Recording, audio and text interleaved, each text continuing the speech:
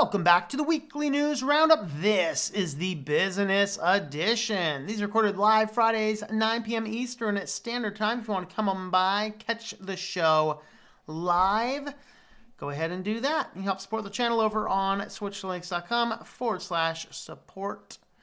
And let's go ahead and dive on in. We are starting with two updates, or at least two updates. Three updates. We have three updates. Half of our news today is updates, guys.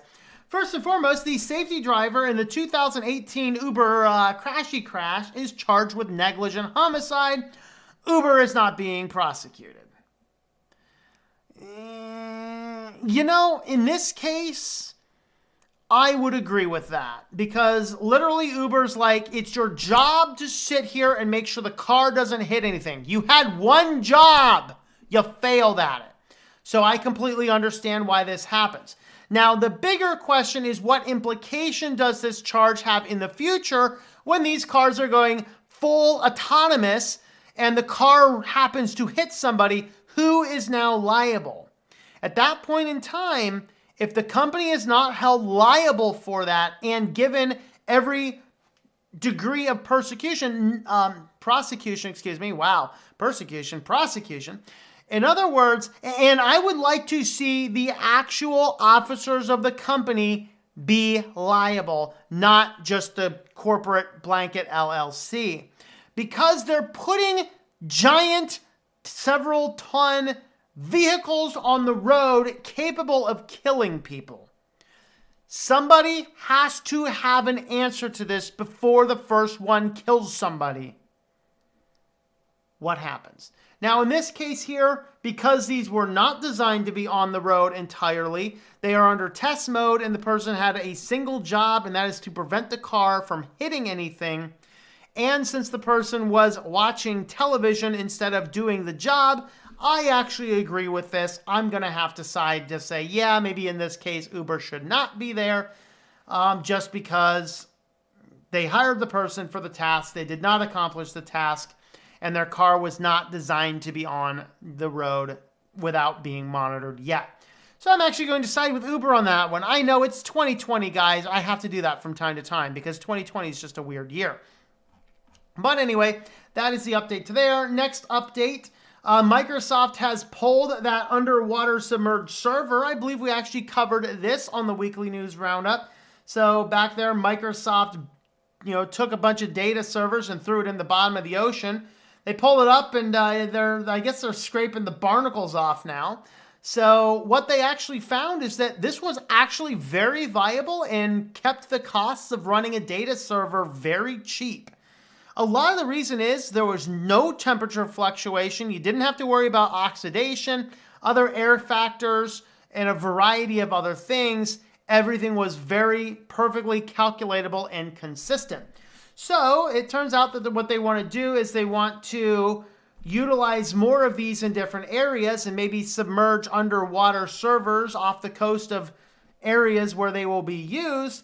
I don't know if we should necessarily litter up our oceans with these things, but nevertheless, it's an interesting, compelling idea. The project has come to a conclusion and they actually found out that it works very well. So definitely an interesting thing. We'll go ahead and keep our eyes on that. So I guess kudos Microsoft, or why not?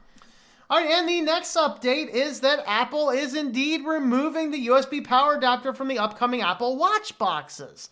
And their reasoning is just hilarious. But we covered this. Now, it was first projected that the next iPhone would not have a charger. We don't have that information yet, but we have confirmed the watch does not have a charger in the box. You buy your watch, you need to get a separate charger. They're saying, of course, it's so that, where's their actual quote? Oh, maybe I read it on another one. They're basically, it's down here. So Apple announced Tuesday it would no longer be shipping USB power adapters with the Apple Watch devices as part of an effort to reduce its environmental impact. No, it's to increase their bottom line. You buy the watch, you're like, go ahead and sell me the cable too. The idea is like, we're going to do this so that we don't have extra cables. Nobody has hundreds of cables. Guys, nobody has hundreds of cables. People lose these things. Then they got to go to the store, and then they got to buy a new one. And then they risk buying a bad new one that will fry their device. That kind of sucks. But you buy the official one, you're charging a lot more money. I'm sorry, you know what? If you want to make this really fair, at the time you purchase it, you have the option to say, yes, I need a power cable. No, I don't need a power cable. Otherwise, you're just doing this not to save the environment. If you want to save the environment, you would start recycling your phones rather than throwing them into a shredder so that people can't fix their products and end up having to throw them away. Become more friendly to repairing your devices, make the parts available to repair your devices, and then you can go ahead and make the argument for environmental impact. That's a farce. The entire reason is so that you have to buy another adapter. So that maybe, oh, I already have an adapter. Well, you know what? Having a second one at home, so when you lose your first one, you don't have to buy another one. Very valid thing. But they're saying it's for the environmental impact. No, it's not. It's to increase your bottom line. Come on and admit it.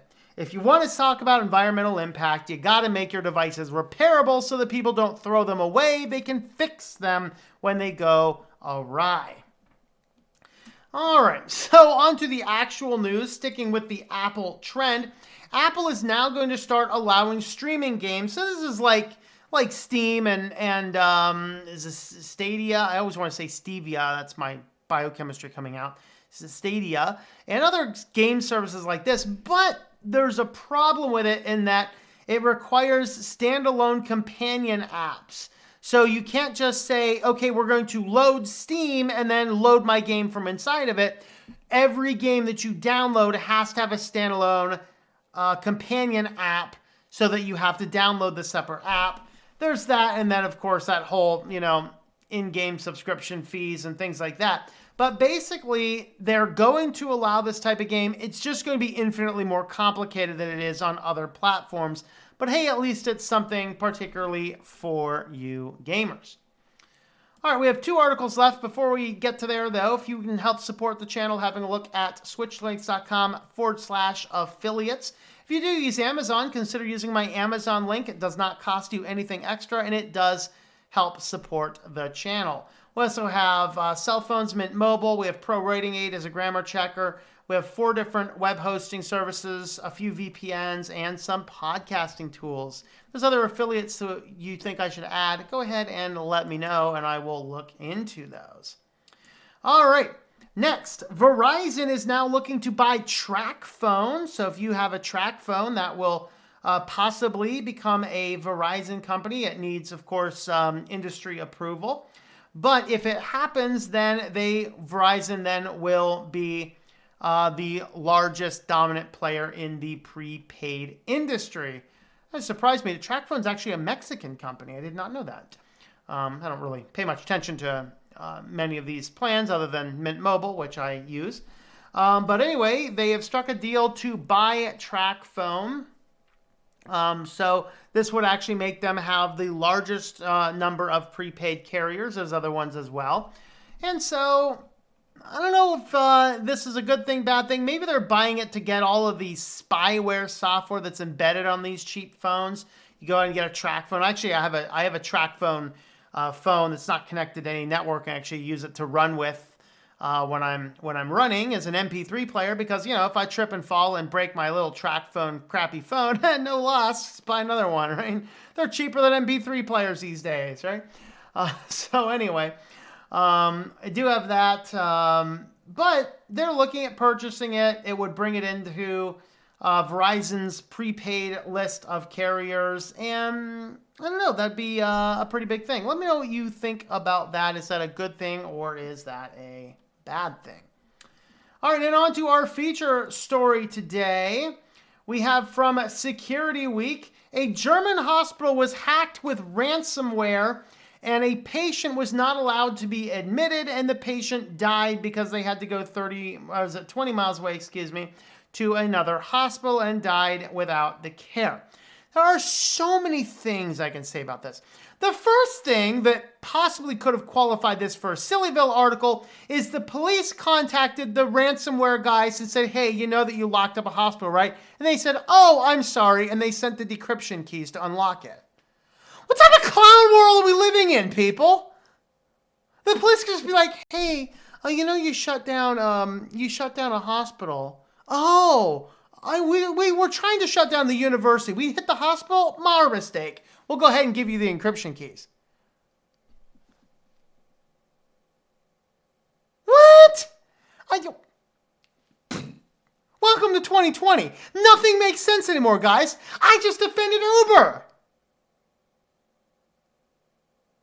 This is insane.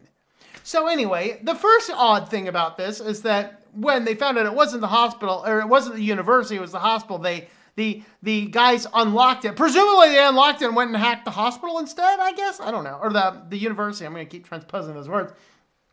Like, if the police knew how to get a hold of them, why didn't you kick the door in?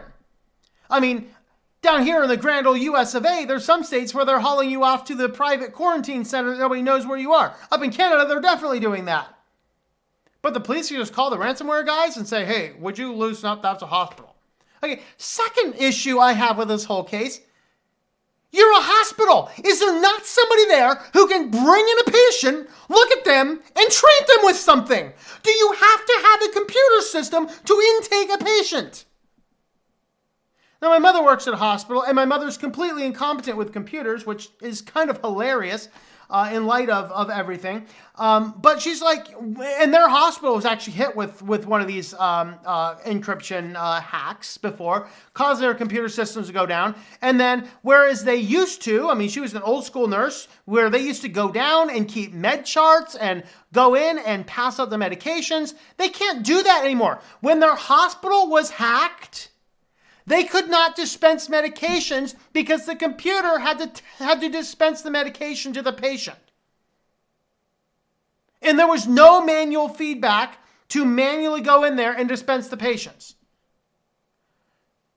Somebody here needs to do something about this nonsense. When you cannot, we can't intake a patient, our computer systems are dead. Just bring them in, put them in a room, and bring a doctor in to look at them. This is not complicated. This is not complicated. But anyway, this goes down as the first reported death caused by ransomware because the ransomware shut down the hospital. Let this be a lesson to us all. Don't over-rely on technology. Don't over-rely on technology. It's like there's so many things wrong with this. Definitely go read this article. All these articles are linked in the description there. You can go on over to the Switch to Linux blog post and read all these. Let me know your thoughts of this crazy nonsense and the other articles in the comments down below. Thank you for watching this video from Switched to Linux. This channel would not be possible without the backing of the program supporters scrolling on the screen now. You can be a supporter at Patreon at patreon.com/TOMM or at thinklifemedia.com. I also want to thank the open source community who creates such excellent software that makes producing this show possible. Please remember to support your software communities. Thank you, and I hope that you enjoy switching to Linux.